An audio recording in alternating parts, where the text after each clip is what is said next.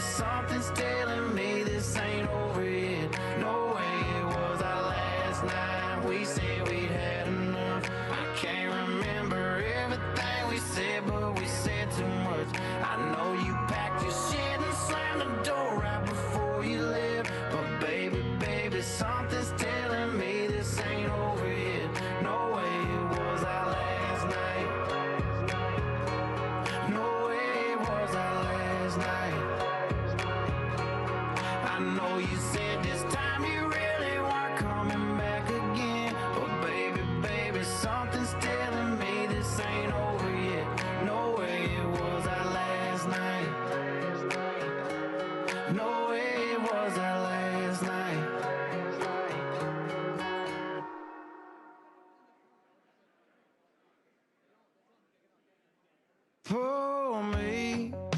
Pour me another drink. 'Cause I don't wanna feel a thing no more, hell no. I just wanna sip it till the pain wears off. Pour me another round.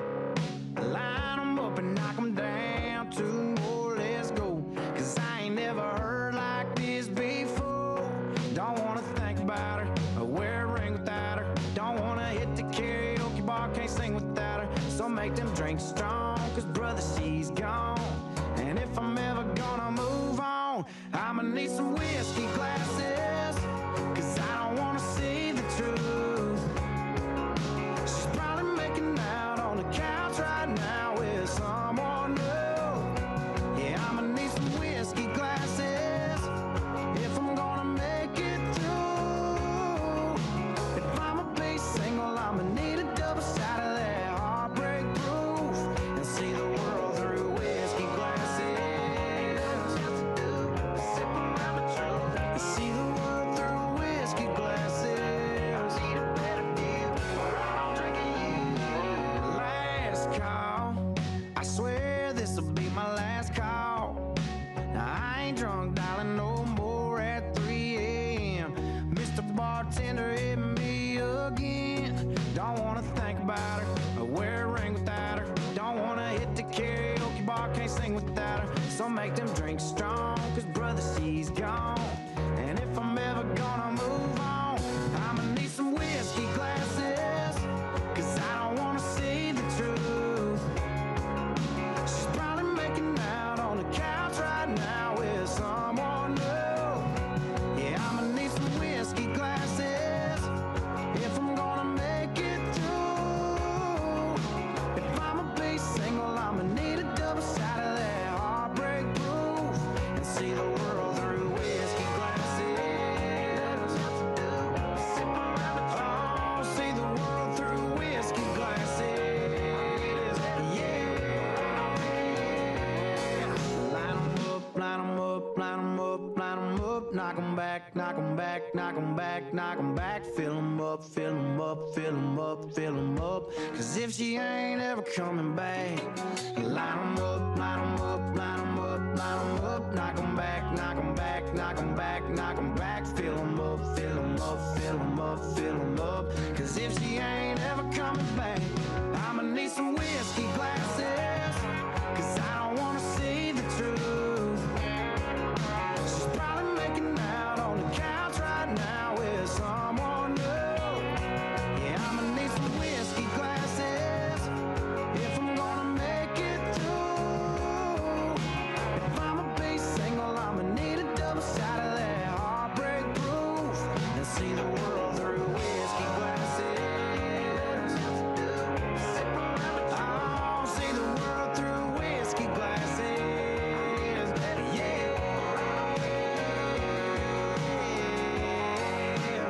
Nothing else to do, sip around the truth and see the world through whiskey glasses. Yeah.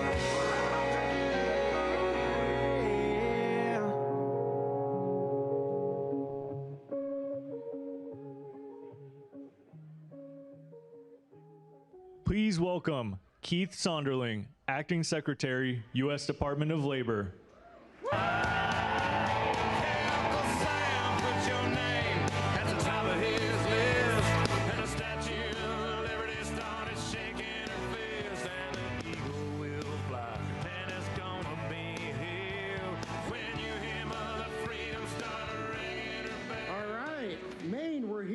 Are you excited? Are you excited to hear from our incredible Vice President, how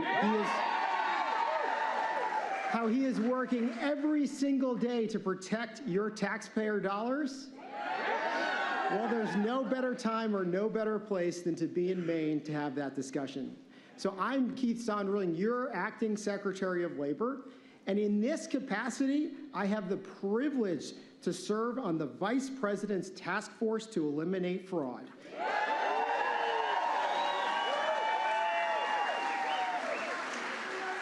That is the honor of my life. You know why?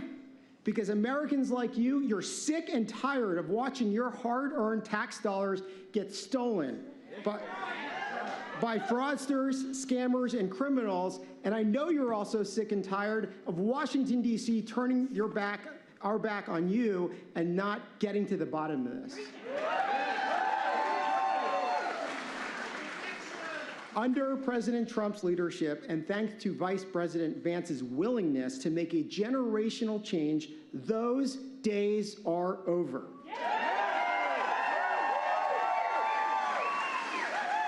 You know why? Because this administration believes government should serve American workers and job creators, all of you in the audience and all of you behind me. We are not serving those gaming the system anymore. And nowhere was government failure more obvious than in our unemployment insurance system. During the pandemic, what started as emergency relief for hard-working Americans became one of the largest taxpayer dollar frauds in modern history. So $888 billion in unemployment benefits were paid during that time. But guess what? It's estimated as much as $135 billion of that may have been stolen through fraud. Think about that. $135 billion of your money gone. That was meant for you. That was meant for your families. It was meant for hardworking Americans. But instead, criminals, fraud rings, and overseas scammers took this money. But now, due to Vice President's leadership and his task force, we are working every day to make sure that never happens, to get that money back and hold those accountable with law enforcement.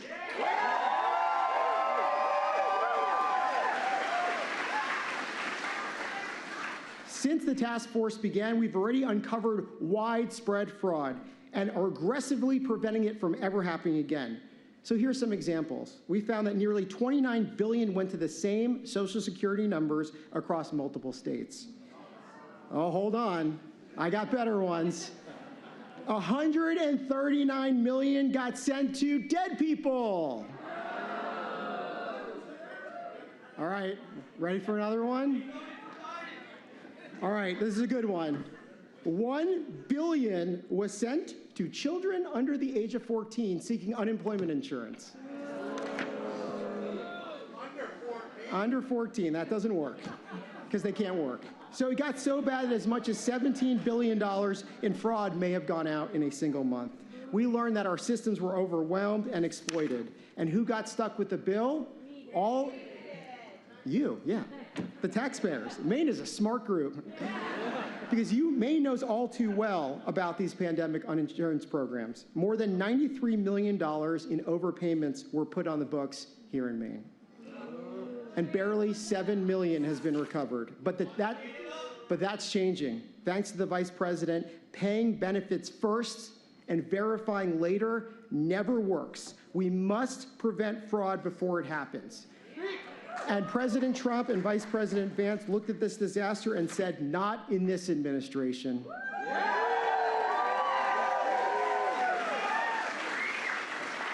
Now the Department of Labor is taking action to restore integrity with one goal: to protect your taxpayer dollars. We are strengthening our identity systems. We're working with artificial intelligence to make sure that this never happens again, some of the most advanced systems, and we're deploying strike teams in states like California. And we're cracking down on organized fraud. And above all, I'm working very closely with our Inspector General, Anthony D'Esposito, who is fighting every single day to recover stolen tax dollars before they disappear forever. Currently, the Department of Labor is working on recovering $520 million that we had banks freeze. we're also tracking down 912 million sitting on prepaid debit cards in dormant accounts, because every dollar we recover is a dollar that belongs to you, the American people.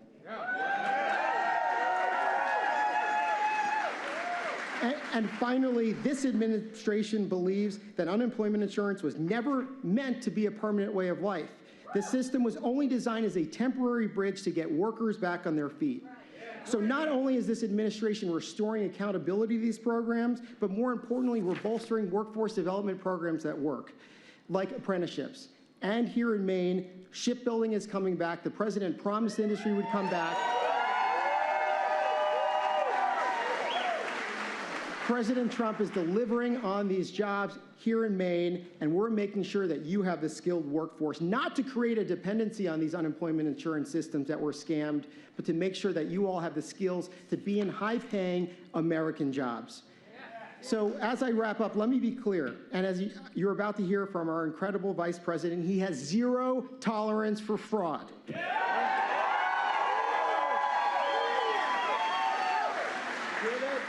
His task force is restoring accountability and trust, ensuring that all of your taxpayer dollars benefit you. He is fighting relentlessly to make the federal government accountable to the American people again, and it's an honor to work alongside him as we put you first. Now, for what you all been waiting for, it is my absolute privilege to introduce the Vice President of the United States of America, JD Vance.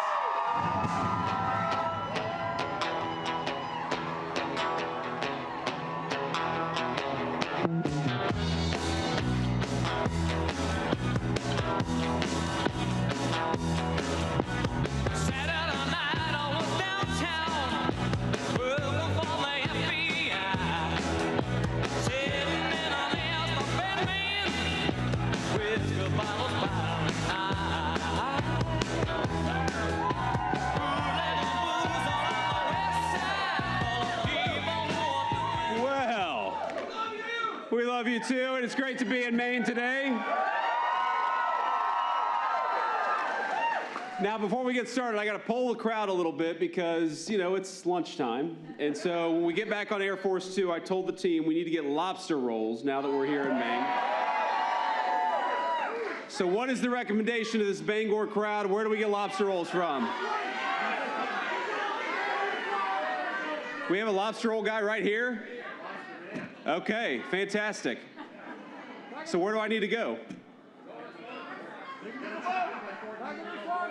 Okay. Whoa. Eagle's Nest. Eagle's Nest? What about somebody, I heard Lobster Boy, is that? Okay. So word to the wise, never come to a crowd in Maine and ask them where to buy lobster rolls, because I've gotten 14 answers in the past 15 seconds, but it sounds like we got plenty of options, and I'm proud to be here in Maine and proud to be in a state with hardworking people, hardworking fishermen, hardworking shipbuilders, and the people who make the United States run. God bless you, Maine. I'm proud to be here.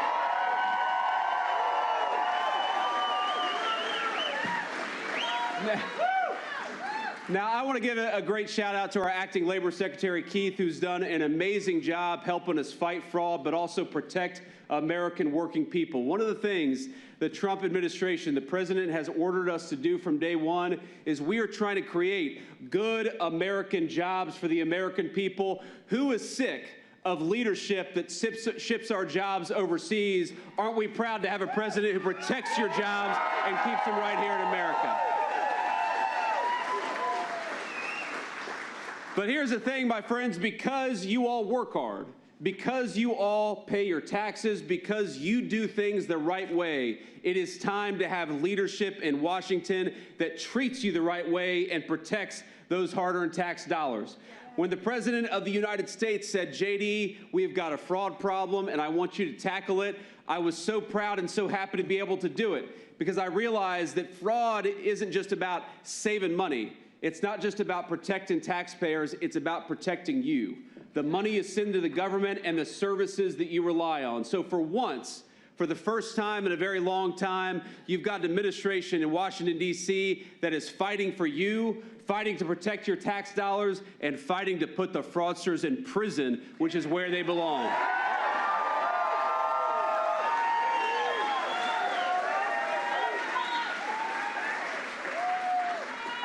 And we're going to talk about that because everybody asks me, the president asked me, I hear from people all the time who say, is going after fraud hard?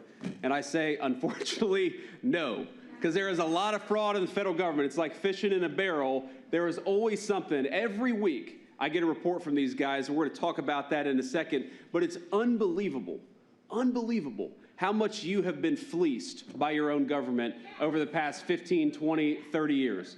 Nobody was looking at this. Nobody was asking difficult questions like, for example, are dead people getting food stamps? Okay?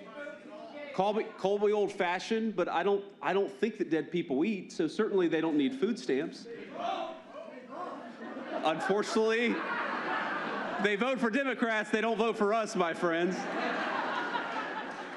But why is it that we have people who are driving Lamborghinis? And that is true. People driving Lamborghinis who are getting low-income assistance that's supposed to go for housing and food for our people. Why is it that we have people in hospice claiming hospice benefits but who have no terminal illnesses? And by the way, here's the crazy thing. It's very often, it's not a person who's even using their own identity. They're claiming that somebody else, they're stealing somebody else's identity, claiming hospice services, and then when that hard-working American goes to apply for some other benefit, they get tagged by the bank as being a fraudster, even though it wasn't them. It was somebody who's stolen their identity. Who here knows somebody who's had their identity stolen? Isn't that a shame? At least half of the hands shot up, and the reason why we've allowed identity theft to fester in this country is because the government wasn't going after fraud. And ladies and gentlemen, that changed the moment Donald J. Trump became the president of the United States.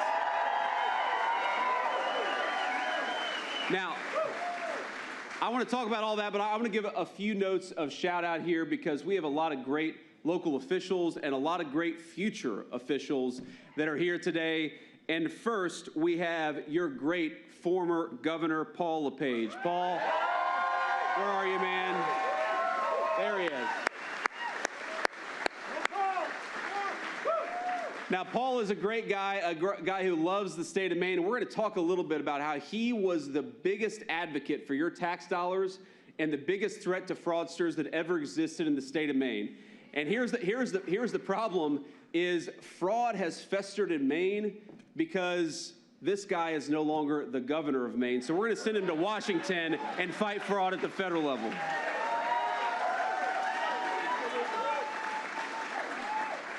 Now, my friend and former Senate colleague, Susan Collins, was not able to be here. Susan is back in D.C. She doesn't like to miss votes. And here's the thing I'll say about Susan Collins is sometimes I get frustrated with Susan Collins.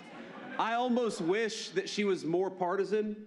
But the thing I love about Susan is she is independent because Maine is an independent state. And frankly, if she was as partisan as I sometimes wish that she was, she would not be a good fit for the people of Maine. So let's give a shout out to Susan Collins, who's doing a great job.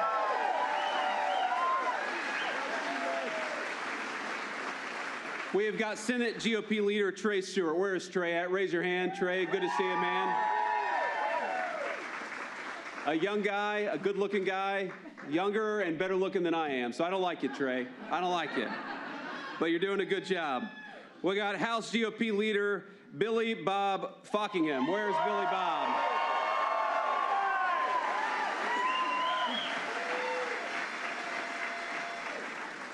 We've got ranking member Chad Perkins. Where's Chad Perkins at? Chad, thank you, man. And we've got the county sheriff, Troy Morton. Where is the county sheriff at? Troy, thank you. Thank you for your service and for all that you and your law enforcement folks are doing for our great country. We've also got some reporters from the Maine Wire, people who have been fighting.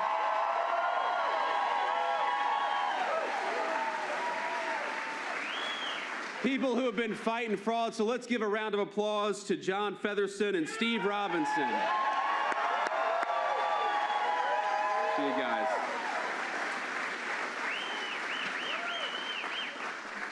So here's the thing that I've learned in fighting fraud for the last few months and focused on this issue is that fraud is the ultimate non-victimless crime. There are multiple victims in fraud. What we think about when somebody steals your tax dollars and goes and spends it on something it's not supposed to be spent on, we think of you all as the victims, the American taxpayer, the Maine taxpayer, the people who wake up, who go to work, who do what they're supposed to do and don't want their money stolen by people who are doing the opposite of what they're supposed to do. You are the first victim of fraud. But you know what else I've realized is that you're not the only victim of fraud. Because when people steal your money and it doesn't go to where it's supposed to go, there are a lot of people who are out there who are suffering in the process. And I'm talking about physicians who are denied their Medicaid reimbursements because a fraudster stole their identity and charged for services that weren't actually being provided. I'm talking about the good doctors who do what they're supposed to and don't like it when corrupt healthcare providers go and claim services that aren't even necessary. So then the victim is the doctor that gets stolen from, it's the taxpayer that gets stolen from, but it's also the innocent patient who should be able to know that when their doctor prescribes something, it's meant for them and it's good for them. I'm talking about the construction worker who can't buy a cell phone because when an illegal alien goes and steals their identity and applies for SNAP benefits, now all of a sudden they're tagged in the banking system, their credit score is ruined. Not because they did a single thing wrong, but because somebody stole their identity. Fraud is exactly what happens when you've got a government that is not fighting for the American people, but is fighting for fraudsters and illegal aliens, and it had to stop. And under the Trump administration, we are fighting it every single day.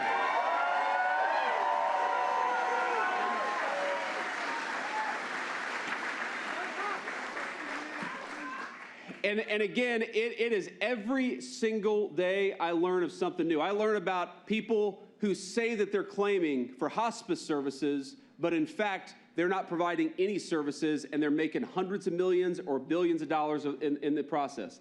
Talk about something that we've seen in Minneapolis, but also in Maine. We have seen people go out there and say that they're providing services to autistic children, when in reality, they maybe don't have any children at all, or they certainly don't have autistic children. So they get paid millions and millions of your dollars to provide services that they're not actually providing.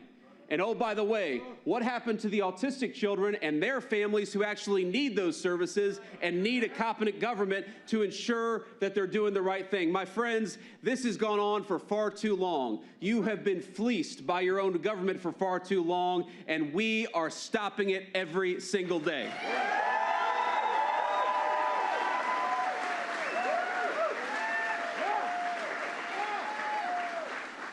Now, let me tell you about a guy, though, who did not stand for fraud. He did not stand for fraud when he was in the state government, and he will not stand for fraud in the United States House of Representatives representing you, and that's Paul LePage.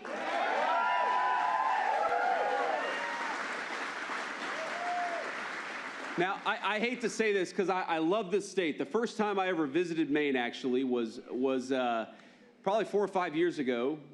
Actually, it was exactly 4 years ago because I remember our daughter, who's now 4, was probably 3 or 4 months old at the time. And we came up here and we stayed for a week. It was one of the most amazing trips I've ever had in my life because this is a beautiful state, as you all know, with incredible people, with good food. This is America. This is the very best of America right here in communities like this. And so I have a special affection for this state, but I can't even compare to your great former governor. Because while I love this state as an outsider, he loves this state as somebody who has fought for it every single day. A guy who came to work every single day, protecting your tax dollars, protecting your essential services, protecting our local law enforcement, making sure, common sense, that the government actually works for the people who deserve and have the right to be in the United States to begin with. Makes sense, right? That's what it should be. But because I love this state, I can say I am heartbroken by what has happened to the fraud that's being perpetrated on the taxpayers of this state. Because outside of Minnesota and California, which are probably #1 and #2, if they're the gold medalist and the silver medalist, I heard somebody shout out New York. Maybe New York is the bronze medalist, but let me be honest, maybe Maine is the bronze medalist. Because if you look at the fraud that has happened in this state, if you look at the illegal immigrant communities who have taken benefits that ought by rights go to the people in this room, what you have in Maine is a festering problem where people have been taken advantage of and they've been stolen from, and your government hasn't done anything about it. You ask yourself, why did Maine go from a state that did not have a serious fraud problem to one where I can honestly say it's one of the worst states in the union? And I'll give you 2 answers and 2 politicians. #1 is Janet Mills and #2 is Joe Biden. And thankfully, one of them has already been kicked to the curb and one is on her way out the door, exactly as it should be.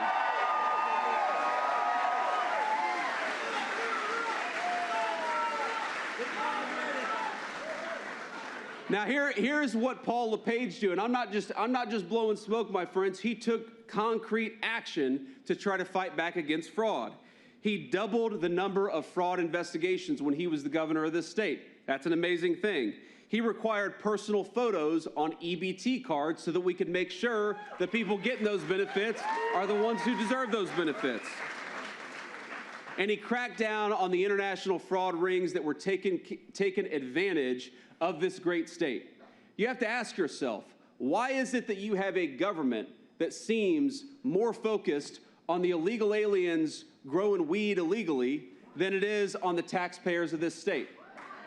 Why is it that you have a government that seems not to care about you, but sure as hell cares about Somali fraudsters who are making millions and millions of dollars off of your taxpayer money? And the answer is because you have a governor who hasn't fought for you. Let's send a governor who did fight for you to the U.S. Congress. Let's send Paul LePage to the U.S. House.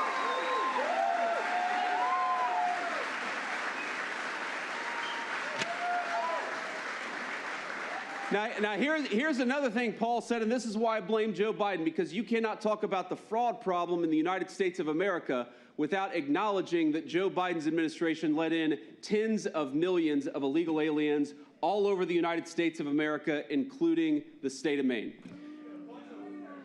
And unfortunately, you still got way too many of them. It's one of the reasons why we have devoted ourselves over the past 18 months, and we're going to keep on fighting to get illegal aliens out of the United States of America. We got to fight for our own people.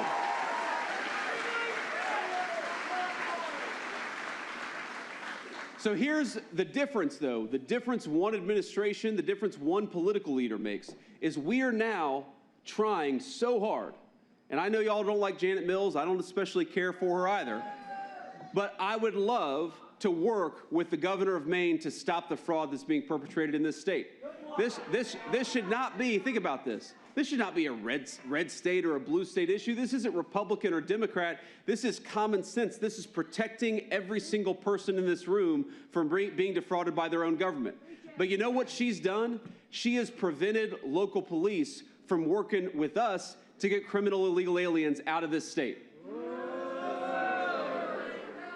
She has actually fought back against our efforts to identify fraud in the Medicaid and Medicare programs, which, by the way, not only does it steal from you, but it means that those programs are going to go bankrupt because all the money's going to the fraudsters. So let me ask you this simple question. Do you like having a government official who fights for illegal aliens over you? No! Do you like having a state governor who doesn't work with the federal government to fight against fraud? No! So let's kick Janet Mills to the curb. Yeah! And let's send Paul LePage to Washington to help us fight the fraudsters and protect all of you.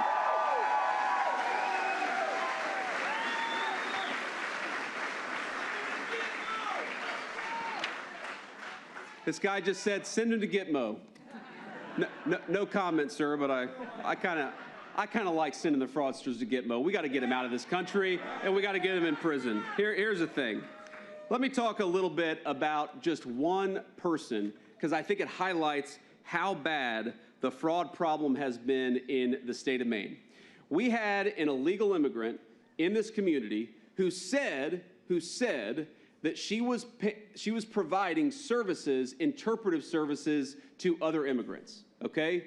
So Medicaid reimburses people to provide interpretation services for people who don't speak English, which, by the way, people should be speaking English in the United States of America. I think that's common sense.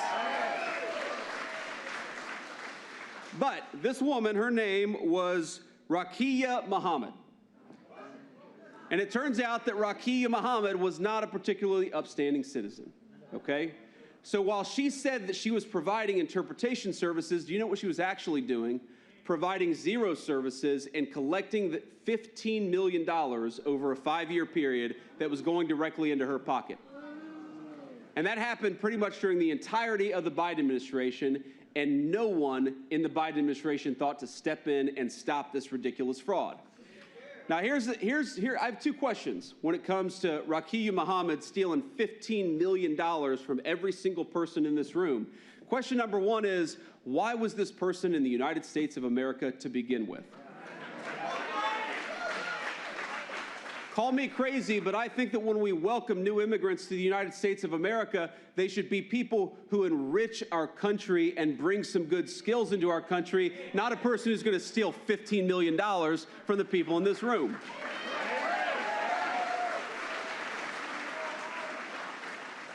But second of all, why on earth are we allowing a person to steal $15 million from all of you without the state government lifting a finger to stop it? Why did it take Washington coming in from the outside to ensure that this person who is defrauding you is going to go to prison? And ladies and gentlemen, that's exactly what she's going to happen. Convicted guilty, and she's going to jail, which is where she belongs.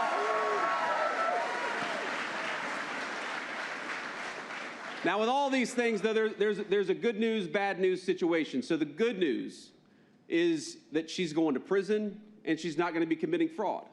But the bad news is the same system that allowed these people to take advantage of the taxpayers of Maine, it has not been changed at all by the local government. I'm telling you, and I'll say this to the cameras, I'll say this to the governor and anybody else. If you want to partner in fighting fraud, you've got one. This does not need to be Republican versus Democrat. This needs to be fraudster against non-fraudster. This needs to be good government versus bad government.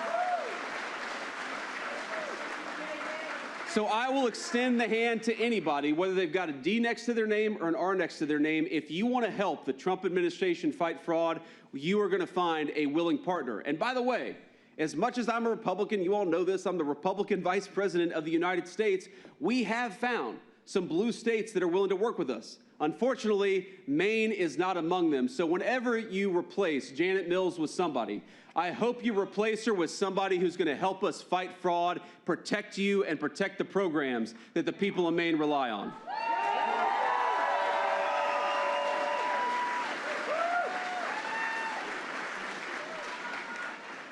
And the bad news for Rakia Muhammad is that she's going to go to prison, hopefully for a very long time. Now, the good news for her, though, is I think she might have a future in Democratic Party politics in the state of Maine. Unfortunately, the Maine Democrats, elected Democrats, seem to really like fraudsters. They might just elect this woman the next governor or the next senator from Maine. Who knows? But not if you have anything to do with it. Am I right? Are we going to elect a fraudster to the governor of Maine? No. Are we going to elect a fraudster, a pro-fraud Democrat, to be the next senator from Maine? No. Absolutely not. We're going to send representatives, senators, and governors who fight for the people in this room. We're going to do it by rejecting fraudsters, sending them to prison where we can, and taking away the money in all cases. That's how we fight fraud successfully.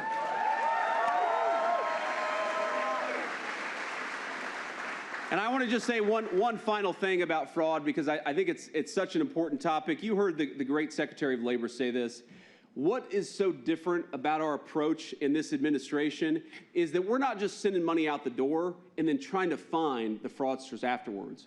We're actually making the money conditional on state governments fighting fraud to begin with. Now, why does this matter? Because that's where you've got the most power, and that's where you've got the ability to stop it from going to fraudsters to begin with.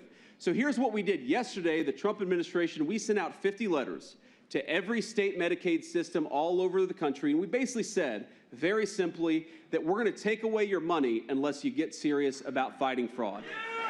Common sense.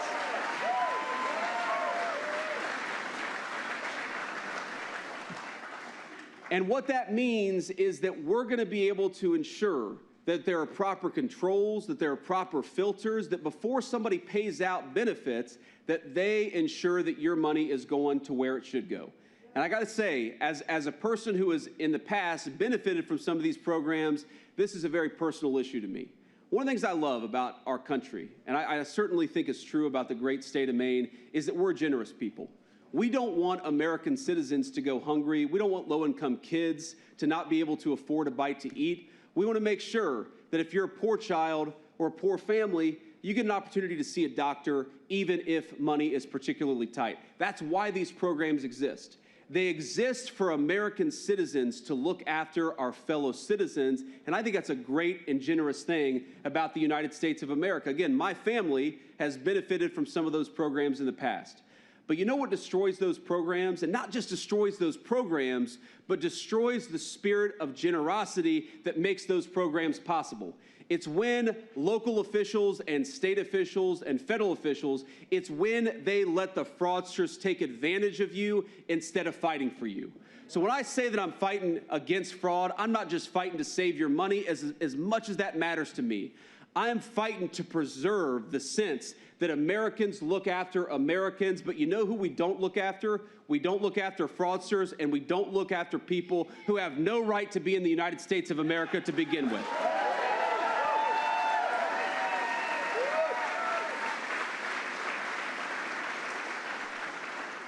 So let me close with this, and then I'll take a few questions from the reporters. What we've done here in the last 18 months, I'm incredibly proud of. We have managed to take the fight to the fraudsters. We've managed to save hundreds of billions of dollars of your tax dollars, and God willing, we're to save hundreds of billions of more in the next 2.5 years. But we cannot do it without you. And one of the coolest things about this effort, maybe my single favorite thing about this anti-fraud effort, is that many of the big leads that we've had have come from citizens and journalists, have come from people like Nick Shirley. It was a 22-year-old kid. A 22-year-old kid who had the audacity to go to the people who were receiving your tax dollars and ask questions. Something, frankly, it would have been great if the national media showed a little bit more interest in. But I just want to say to all of you, for caring about this issue, for being engaged in this issue, for sending tips in to our fraud task force, thank you. Because a big part of Americans looking after our fellow Americans is to ensure that nobody is defrauding the greatest country in the world, and you have been our best advocates in fighting back against fraud. Thank you all. Thank you all for having me.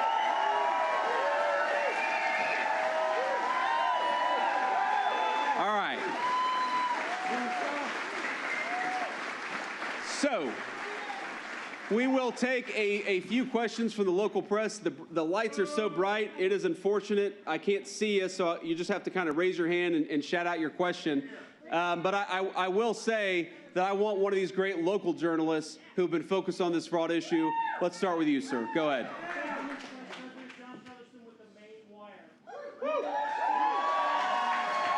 We like this guy.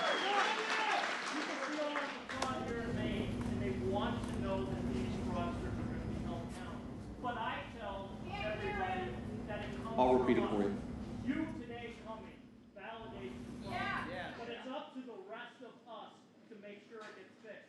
What is your advice to the people of Maine and how they hold their elected leaders accountable? So the question for those of you who couldn't hear is, we all know there's a fraud problem in Maine. We all know we want to fix the fraud problem in Maine. What advice do I have? What are the concrete steps that we can take to actually ensure that the fraud stops? Let me give you a few answers. And one, I got to be honest, it's on me, and it's on the Federal Department of Justice, it's on the leadership of the United States government, is when we find somebody like Ms. Muhammad who's committing fraud against the American people, we've got to show up and arrest her and try to send her to prison. It's very simple. There's got to be accountability.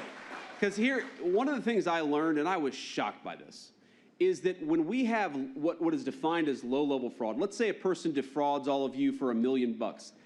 Too many of our Department of Justice leaders under the Biden administration, they said that was too low level to actually go after. So, I mean, how many of you would like the federal government to hand you $1 million? Yeah. Well, there were fraudsters out there who were getting $1 million of your money, and the government wasn't even paying attention to it. One of the best things that you can do when you go and arrest somebody and throw them in prison when they break the law is, yes, it's justice for that one person, but it also sends a message to all the other fraudsters that we're not going to tolerate this crap anymore. So we have got to get serious, and sir, we have. I promise you that we have. Here's the other thing is the best and most actionable thing that you can do, because you're not going to get help from the governor right now. We all know that. She hasn't taken fraud very seriously. It's funny. She came to Washington last year and did some breakfast with the President of the United States, and when she showed up, what did she talk about? Did she talk about, you know, the issues that matter to workers? Was she talking about jobs and investments in the state of Maine? No, she showed up to advocate for the right of men to play in women's sports. That's what she cared about when she got in front of the President of the United States. Again, I think all of us believe it's crazy that men would want to play in women's sports. I think that's common sense. But here's what I understand even less than that. Even if you think that men should play in women's sports, how is that the issue you care most about as the governor of the state of Maine? It's crazy. It's crazy. So what you all can do is keep your eyes open, okay? I don't have any faith in your local government right now, or I should say your state government, that they're going to fix this problem. But so much, again, of the best stuff that we've gotten on the anti-fraud task force has been from local officials and local citizen journalists. And when I say a citizen journalist, I don't mean a person who went to journalism school. I mean a person with a cell phone who's willing to ask questions of their local leadership and of everybody else in their community. Like, here's the thing. When we really got wind of what was going on in Minneapolis, it was because somebody showed up at the Quality Leering Center. We've got a guy over there. Did you get a good education at the Quality Leering Center, sir? That's not, he said he's a graduate with honors of the Quality Leering Center. I congratulate you, but I don't think it's that hard, if we're being honest with you. But he's the proudest graduate. Look, here's the thing. If you have a daycare center that's receiving millions of dollars of federal tax dollars, and it says it can't even spell the word learning right, maybe you send a message to your local representative, you send a message to Paula Page, or you reach out to us on the Fraud Task Force, the website's right there, and actually make it possible for us to go and investigate this stuff. So keep your eyes and your ears to the ground. There is unfortunately fraud all around us. If we're going to get at this problem, we're going to need citizens to take it seriously. I know you are. Let's just keep at it. Thank you.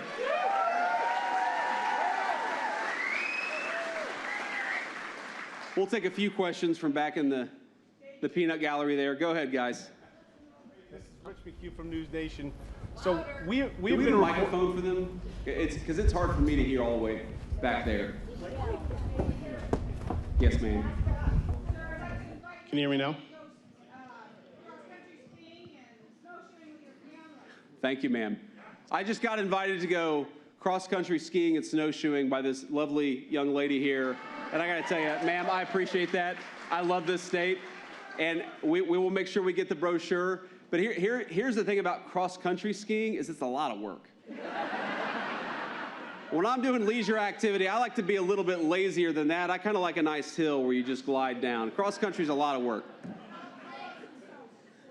So, Vice President Vance, Sir. Rich McHugh from News Nation, we have been reporting here in Maine since last year on fraud. We've been reporting in Minnesota on fraud. We're seeing prosecutions happen in Minnesota and in California, but some of the things that we're hearing from people and whistleblowers is you have to go to the org structure, the leadership, and that's not happening. How will this administration go after not just the people who are perpetrating it, but the people who are enabling it and overseeing it in the first place? It's a good question. So, you know, one of the reasons why I raised this question of certain amounts of fraud being so low level that people weren't even looking at it is it's impossible to get to the high level fraudsters unless you're sometimes willing to look at the low level fraudsters too. I mean, how many of us have watched a good mob movie. And how do those prosecutions always start? You never start with the boss. You start with the low-level guys who then give you some sense of the criminal enterprise, and then you can go after the high-level fraud and the high-level crime. The fact that we were turning a blind eye to fraud under $1 million meant that we weren't even looking at the people who were sitting on top of some of these fraud rings. And we do see already signs in Minnesota, for example, of some very sophisticated stuff. I mean, sometimes I see these fraud rings, and I think to myself, you know, sir, if you just started like a real business, you might actually be a halfway productive citizen, but instead you put those talents into fraud, and so we're going to put all our talents to throw you in prison if that's how you're going to approach that. And that's the most important thing, is you've got to be willing to go everywhere and look at all fraud, or you're never going to be able to look at the high-level guys. Because very often what will happen is you've got 10 people who are skimming $1 million off the top. And then they kick up a few $100,000 to somebody above them. And then it turns out that when you look at the whole network, you've got a lot of people who are making millions and millions and millions of dollars for every low-level guy that's making $500,000 or something like that. So our approach has been to go everywhere, to look at everything, and that's how we're going to get the fraudsters. And trust me, we are going to get them. We already have gotten a lot of them, and we're going to keep our pedal to the gas for the next 2.5 years. Next question. Brittany McHatton from WABI in Bangor, wondering what the Mills administration and the state government could do today to begin working with you on this issue.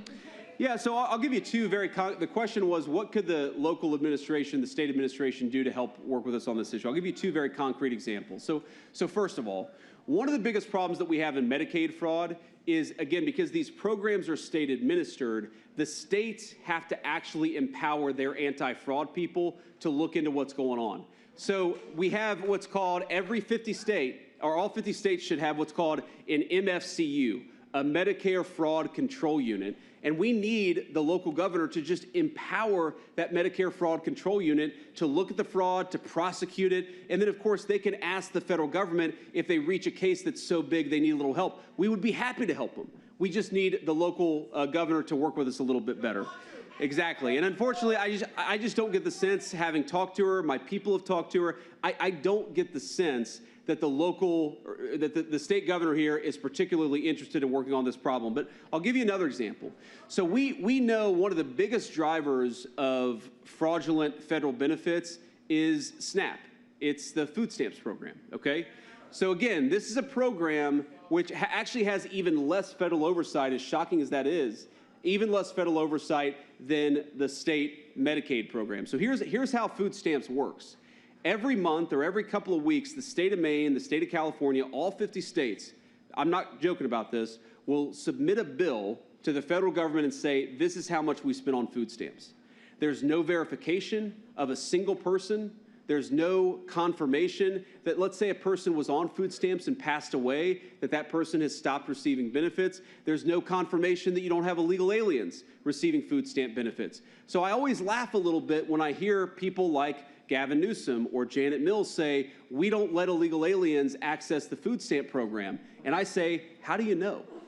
And so the number one thing that I would like them to do is to help us set up the systems to where if you're getting food stamps, we confirm that, number one, you're eligible, you actually need the program. Number two, you're not an illegal alien. And number three, you're still alive.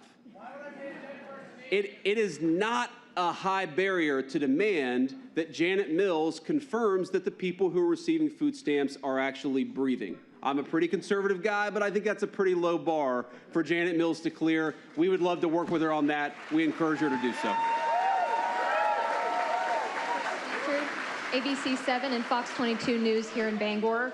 In your remarks, as you mentioned, the administration has warned that states could lose federal funding if they don't aggressively prosecute Medicaid fraud. If funding is cut, how will the federal government ensure that low-income Mainers, particularly those in rural areas, are still receiving necessary medical care? Well, let me say two things. First of all, there is no administration in American history that has done more to make secure and safe and dependable the rural health care system than the Trump administration. In the Working Families Tax Cuts bill, now, You all think of that primarily as a tax piece of legislation because it was, but do you know that there were tens of billions of dollars put into a rural healthcare stabilization funds so that all the rural hospitals and clinics that were closing under the Biden administration, so that we could make sure those clinics are able to stay open for the people in Maine who need them? That was a very, very important part of the legislation and something I'm very proud of. But the second thing I'd say is whether it's Medicaid or any other program, we don't want the people, and we're setting this up so that the people who need these programs and are eligible for them, they're not going to suffer the consequences. We want the fraudsters and we want the bureaucrats who enable the fraud. We want those people to suffer the consequences. So here's a very simple thing is the threat to the Medicaid program. I always think some of these political partisan types get this exactly backwards. The threat to the Medicaid program is not us keeping fraudsters away from the Medicaid program. It's the fraudsters raiding that program to begin with. That's the threat to the Medicaid program. And so what I'd say to anybody who's worried about the Medicaid program, help us fight back against the fraud, because we want low-income people in this state to be able to get the health care benefits they need. But that's not going to happen if the fraudsters steal all the money that should go to the people who actually need it. Seamus Othot with the Maine Wire. In the recent budget, Janet Mills and the Democrats enshrined essentially protections for fraudsters. If they get their federal funding cut, the state will pay for them. How do you think that can be fought on the federal level without just taking those currently diffuse costs and putting them even more directly onto the Maine taxpayers? Well, I had not heard of that. Unfortunately, it doesn't shock me. And I think that this is where, when we talk about what can you do, what is my advice to you in order to stop the fraud? Advice number one is throw the people that enable the fraud the hell out of office. They're not worthy of your support, and it's going to keep happening unless we kick them out of office. But the answer is we have a number of tools at the federal government to force compliance with our anti-fraud statutes and anti-fraud provisions. We're working very hard, again, to work with these states, but if the states aren't going to work with us, we're going to force them to comply with the anti-fraud mandate. It's very simple. We're going to use those tools at every step of the way. I don't, frankly, care whether the far-left politicians in this or that state try to protect the fraudsters. We're not going to protect them under the Trump administration, and that is my solemn promise to every person in the state. Jackie Mundry from WMTW in Portland. It sounds like it's been a challenge to work with the Mills administration on this issue. That's an understatement. We have a gubernatorial election coming up in November with primaries in just a couple weeks. Do you think it would be easier to work with a Republican governor? If so, why? And do you plan to endorse any of them? I know a number of them are here today. Well, first of all, congratulations to those guys. I mean, I've run for political office. I always admire anybody who's willing to put their hat in the ring and try to represent the great people of this state or any other. It's an amazing thing. Thank you all. But I mean, look, what I would say is, obviously I'm a Republican, so I think it's going to be easier to work with some of these Republican candidates. But the simple fact is, it couldn't be harder than it is with Janet Mills. Again, there are a few states, maybe, California, New York, Maine, Minneapolis, or Minnesota. There probably are 5 or 10 states that are just impossible to work with because it's clear they don't want to go after the fraud. Now, I don't know why that is. Part of that could be they're complicit in it themselves, okay?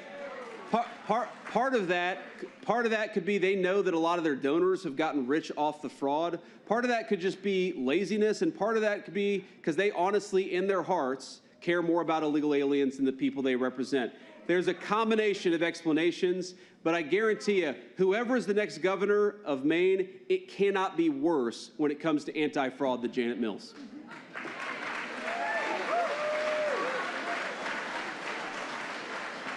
We'll do one more question, then we'll hit the road. Thank you, Mr. Vice President, for taking questions. I'm Phil Hirschkorn from News Center, Maine. So it turns out that Maine does have a Medicare fraud control unit. You mentioned that a few minutes ago.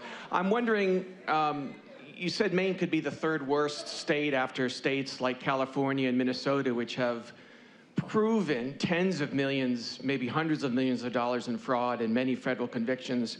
So far, what we've heard about from the federal government in Maine is questionable $45 million in the autism services, which you mentioned. We've also heard about $1.7 million in questionable billing by a Somali immigrant-run NGO. My question is,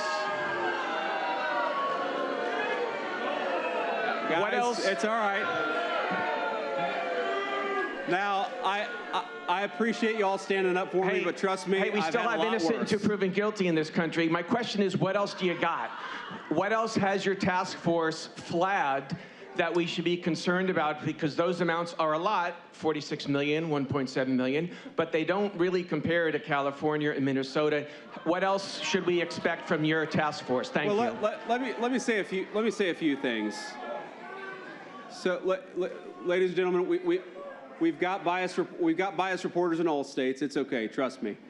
I can handle it. But here's what I'd say. A few things. Number one, you talk about the scale of the fraud being less in Maine than it is in California. Well, California has a population that's much higher than Maine, so that's not necessarily a fair comparison. Number two, we've frankly been at this less long than we have in Maine than in other states, okay? This is something where I would say, you notice a pattern. And you're right, innocent until proven guilty, but what I've noticed is a pattern that when you see certain types of fraud and certain types of programs, that's the tip of the iceberg. And when I see that autism services fraud in the Medicaid program in the Somali community, but not just that, I see local and state politicians who don't care about policing that fraud, that's the tip of the iceberg. And we're gonna find out just how deep that iceberg is, and I suspect, I can't promise, but I suspect we are gonna find hundreds of millions of more dollars every single month that we look in the state of Maine, because this is not a state that takes it seriously. And this is the third point and the most important one. I do not actually like having a contentious relationship between the state government and the federal government. We want people to help us find the fraudsters. It goes a lot quicker. It's a lot easier. It requires fewer resources from the federal government, but you find more fraud when you're working with people at the local level.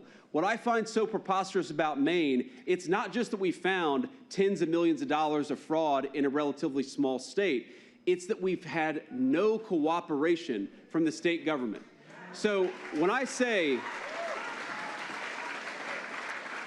when I say that the state government, when I say this is the third, maybe the fourth worst state when it comes to fraud, what I mean very simply is that you've got a governor and you've got a set of bureaucrats that don't care about fraud. And all I'm saying is Donald J. Trump and JD Vance, we care about fraud. We care about the people of this state, and we care about your tax dollars going to where it's actually supposed to go. Are we, guys, do we have somebody over here who's got an issue? Okay, let's get a doctor in here. Sounds like we got somebody who maybe fainted or got him? They got him, yeah. You got him? Okay. All right.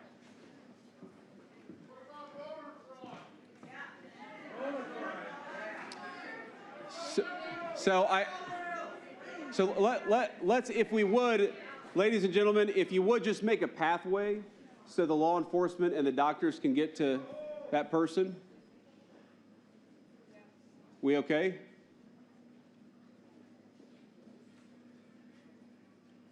We're good? She's got care? Okay, sounds good.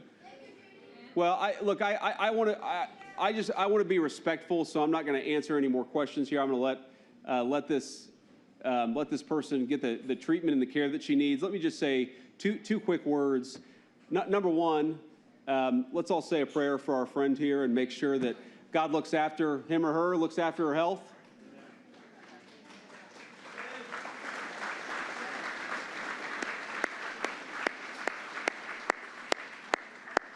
And number two, what I'd say is it is the coolest job that I've ever had, to be the vice president of this great country. It's the coolest thing to be able to come here in the beautiful state of Maine in the beautiful month of May and to be able to spend some time with you. Let me just say that this job has given me more confidence than ever that this country, its best days are ahead of it.